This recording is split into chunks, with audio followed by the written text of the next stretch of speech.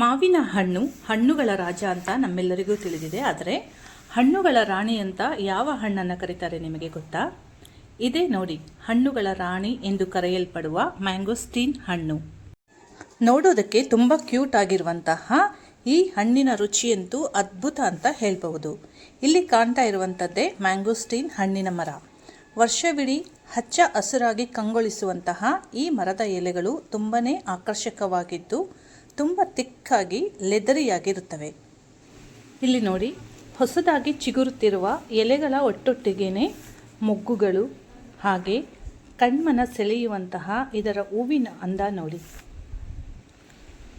ನೋಡುತ್ತಿದ್ದ ಹಾಗೆ ಹೂವು ಕಾಯಿಯಾಗಿ ಈ ರೀತಿಯಾಗಿ ಇರುತ್ತದೆ. ಇದು ಹಣ್ಣಾದ ಮೇಲೆ ಒಂದು ಒಳ್ಳೆಯ ನೇರಳೆ ಬಣ್ಣಕ್ಕೆ ತಿರುಗಿ ಈ ಹಣ್ಣನ್ನು ನೋಡುವುದಕ್ಕಂತೂ ತುಂಬಾ ವಿಶೇಷವಾಗಿರುತ್ತೆ. ಯಾಕಂದರೆ ಇದರ ಕೆಳಭಾಗದಲ್ಲಿ ನೋಡುವುದಾದರೆ ಕೆತ್ತನೆ ಮಾಡಿರುವ ಹಾಗೆ ಒಂದು ಹೂವಿನ ಚಿತ್ರವಿರುವುದೇ ತುಂಬ ವಿಶೇಷ. ಈ ಹಣ್ಣಿನ ಬೆಲೆ 1 kgಗೆ 200ರಿಂದ 250ರವರೆಗೂ ಇರುವುದುಂಟು. ಬನ್ನಿ ಹಾಗಾದರೆ ಈ ಹಣ್ಣಿನ ಒಳಗಡೆ ಹೇಗಿದೆ ಅಂತ ನೋಡೋಣ.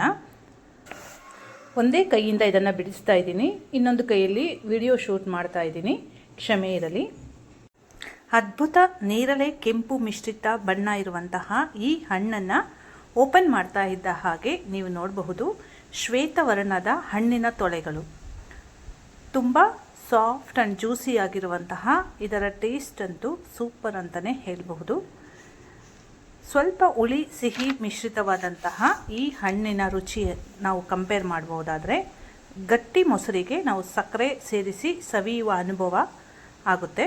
ನಿಜವಾಗ್ಲೂ ಇದನ್ನು ಹಣ್ಣಿನ ರಾಣಿ ಅಂತ ಕರೆಯೋದ್ರಲ್ಲಿ ಆಶ್ಚರ್ಯವೇ ಇಲ್ಲ. ಹೇಗೆ ಮಾವಿನ ಹಣ್ಣು ಕೆಲವು ರಾಜರಿಗೆ ಪ್ರಿಯವಾಗಿದ್ದವೋ, ಅಂದರೆ ನಮಗೆ ಗೊತ್ತು, ಉದಾಹರಣೆಗೆ ಇಮಾಮ್ ಪಸಂದ್, ನೂರ್ಜಾನ್, ಈ ರೀತಿಯಾಗಿ ಅದೇ ರೀತಿಯಾಗಿ ಈ ಮ್ಯಾಂಗೋಸ್ಟೀನ್ ಹಣ್ಣು ಸಹ ವಿಕ್ಟೋರಿಯಾ ರಾಣಿಯವರಿಗೂ ತುಂಬ ಅಚ್ಚುಮೆಚ್ಚಾಗಿತ್ತಂತೆ. ಇದನ್ನು ತಂದುಕೊಟ್ಟವರಿಗೆ ಬಹುಮಾನ ಸಹ ಘೋಷಿಸಿದ್ದರಂತೆ. ಈ ಹಣ್ಣಿನಲ್ಲಿ ಯಥೇಚ್ಛವಾದ ವೈಟಮಿನ್ ಸಿ, ಫೈಬರ್, ಮಿನರಲ್ಸ್, ಆ್ಯಂಟಿಆಕ್ಸಿಡೆಂಟ್ಸ್ ಇರುವುದರಿಂದ ಇದು ಹೆಲ್ತ್ಗೂ ಸಹ ತುಂಬಾ ಒಳ್ಳೆಯದು ಅಂತ ಹೇಳಬಹುದು. ಒಮ್ಮೆ ಇದನ್ನು ಟೇಸ್ಟ್ ಮಾಡಿದರೆ ಯಾವಾಗಲೂ ನೆನಪಿನಲ್ಲಿ ಉಳಿಯುವಂತಹ ಹಣ್ಣು ಇದಾಗಿಬಿಡುತ್ತೆ.